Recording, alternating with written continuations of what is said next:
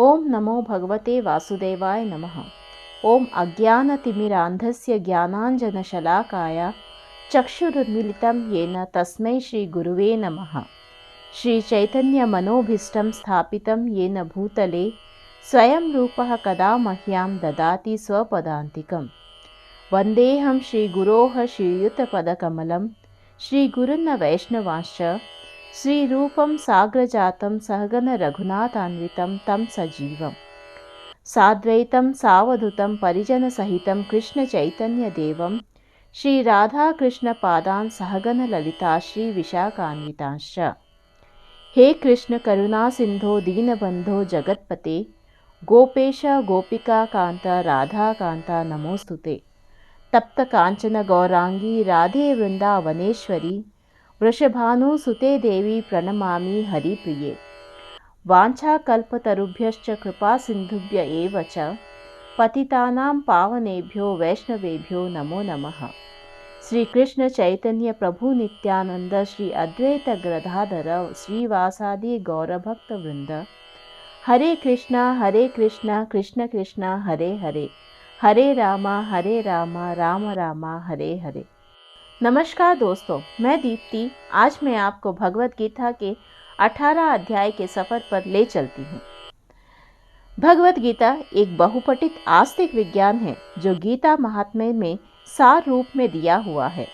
इसमें यह उल्लेख है कि मनुष्य को चाहिए कि वह श्री कृष्ण के भक्त की सहायता से संवेक्षण करते हुए भगवत गीता का अध्ययन करे और स्वार्थ प्रेरित व्याख्याओं के बिना उसे समझने का प्रयास करे। अर्जुन ने जिस प्रकार से साक्षात भगवान कृष्ण से गीता सुनी और उसका उपदेश ग्रहण किया, इस प्रकार की स्पष्ट अनुभूति का उदाहरण भगवत गीता में ही है।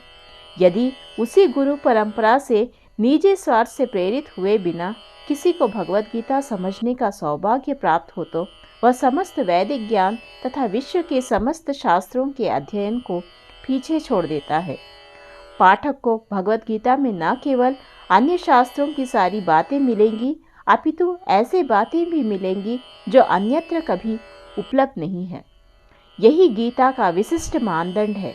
स्वयं भगवान श्री कृष्ण द्वारा साक्षात उच्चारित होने के कारण यह पूर्ण आस्तिक विज्ञान है।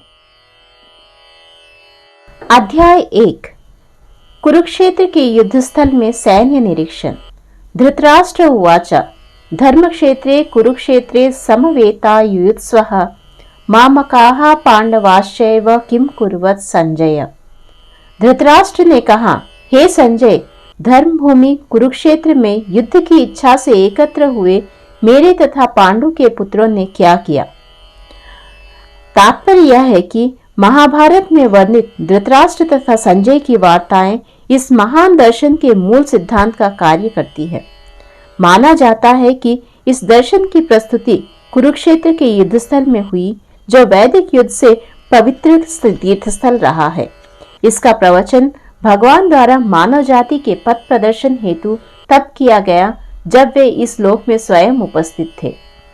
धर्मक्षेत्र शब्द सार्थक है क्योंकि कुरुक्षेत्र के युद्धस्थल में अर्जुन के पक्ष में श्री भगवान स्वयं उपस्थित थे।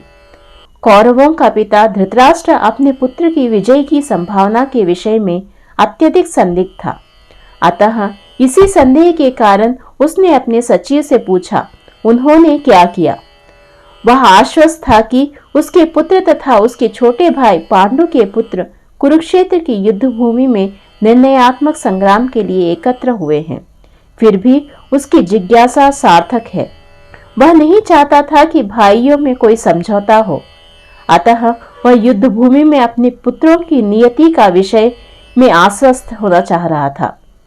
चूंकि इस युद्ध को कुरुक्षेत्र में लड़ा जाना था, जिसका उल्लेख वेदों में स्वर्ग के निवासियों के लिए तीर्थस्थल के रूप में हुआ है, अतः धृतराष्ट्र अत्यंत भयभीत था कि इस पवित्र स्थल का युद्ध के परिणाम पर न जाने कैसा प्रभाव पड़े।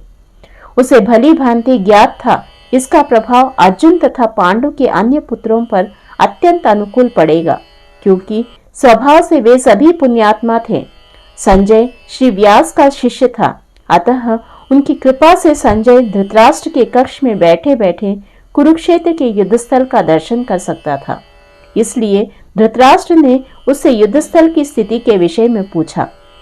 पांडव तथा धृतराष्ट्र के पुत्र दोनों ही एक वंश से संबंधित हैं, किंतु यहाँ पर धृतराष्ट्र के वाक्य से उसके मनोभाव प्रकट होते हैं।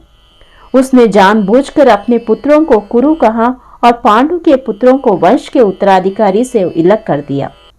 इस तरह पांडु के पुत्रों अर्थात अपने भतीजों के साथ धृतराष्ट्र की विशिष्ट मनस्थिति समझी जा सकती है। जिस प्रकार धान के खेत से अवांछित पौधों को उखाड़ दिया जाता है, उसी प्रकार इस कथा के आरंभ से ही ऐसी आशा की जाती है कि जहां धर्म के पिता श्री कृष्ण उपस्थित हों, वहां कुरुक्षेत्र रूपी खेत में दुर्योधन आदि धृतराष्ट्र के पुत्र रूपी अवांछित पौधों को समूल नष्ट करके युधिष्ठिर आदि नितांत धार्मिक पुरुषों की स्थापना की जाएगी। यहाँ धर्मक्षेत्र कुरुक्षेत्र शब्दों की उनकी ऐतिहासिक तथा वैदिक महत्ता के अतिरिक्त यही सार्थकता है। संजय उवाच दृष्ट्वा तु पांडवानिकं यूढं दुर्योधनस्तदा आचार्यमुपसंगम्य राजा वचनम अब्रवीत। संजय ने कहा, हे राजन, पांडुपुत्रों द्वारा सेना की व्यूह रचना देखकर राजा दुर्योधन अपने गुरु के पास गया और उसने ये शब्द कहे। तात्पर्य यह है कि धृतराष्ट्र जन्म से ही अंधा था। दुर्भाग्यवश वह आध्यात्मिक दृष्टि से भी वंचित था। वह यह भी जानता था कि उसी के समान उसके पुत्र भी धर्म के मामले में अंधे हैं और उसे विश्वास था कि पांडवों के साथ कभी भी समझौता नहीं कर पाएंगे, क्योंकि पांचों पांडव जन्म से ही पवित्र थे। फिर भी उसे तीर्थस्थान के प्रभाव के विषय में संदेह था। इसलिए संजय युद्ध भूमि की स्थिति के विषय में उसके प्रश्न के मंतव्य को समझ गया। अतः वह निराश राजा को प्रोत्साहित करना चाह रहा था। उसने उसे विश्वास दिलाया कि उसके पुत्र पवित्र स्थान के प्रभाव में आकर किसी प्रकार का समझौता करने नहीं जा रहे हैं। उसने राजा को बताया कि उसका पुत्र दुर्योधन पांडवों की सेना को देखकर तुरंत अपने सेनापति द्रोणाचार्य को वास्तविक स्थिति से अवगत कराने गया। यद्यपि दुर्योधन को राजा कहकर संबोधित किया गया है, तो भी स्थिति की गंभीरता के कारण उसे सेनापति के पास जाना पड़ा। अतएव दुर्योधन राजनीतिज्ञ बनने के लिए सर्वथा उपयुक्त था, किंतु जब उसने पांडवों की व्यूह रचना देखी तो उसका यह कूटनीतिक व्यवहार उसके भय को छिपा न पाया।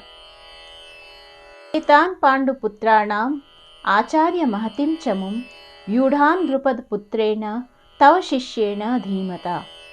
हे आचार्य, पांडुपुत्रों की विशाल सेना को देखें, जिसे आपके बुद्धिमान शिष्य द्रुपद के पुत्र ने इतने कौशल से व्यवस्थित किया है।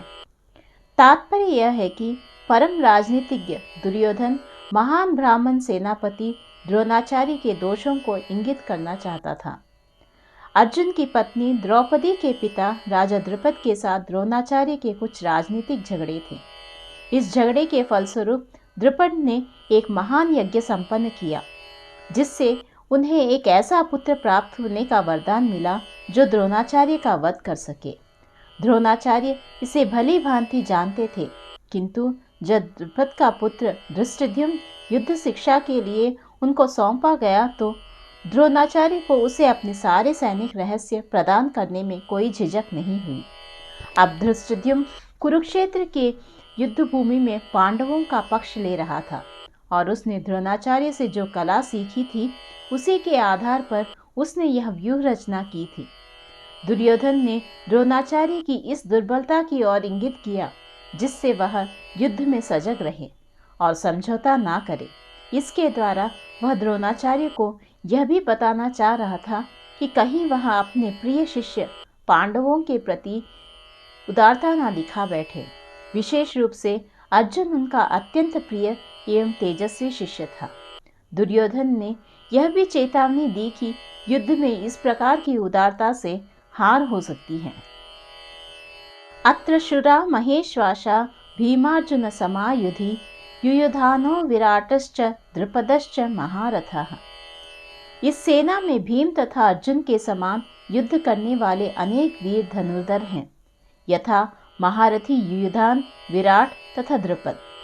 तात्पर्य यह है कि यद्यपि युद्ध कला में द्रोणाचार्य की महान शक्ति के समक्ष धृष्टद्युम्न महत्वपूर्ण बाधक नहीं था, किंतु ऐसे अनेक योद्धा थे जिनसे भय था। दुर्योधन इन्हें विजय पथ में अत्यंत बाधक बताता है, क्योंकि इनमें से प्रत्येक योद्धा भीम तथा अर्जुन के समान दुर्जय थे। उसे भीम तथा अर्जुन के बल का ज्ञान था, इसलिए वह अन्यों की तुलना इन दोनों से करता है। धृष्टकेतुश्च कितानः काशीराजश्च वीर्यवान् पुरजित्तु कुंतीभोजश्च सैभ्यश्च नरपुंगवः। इनके साथ ही धृष्टकेतु, चेकितान, काशीराज, पुरजित, कुंतीभोज तथा शैब्य जैसे महान शक्तिशाली योद्धा भी हैं।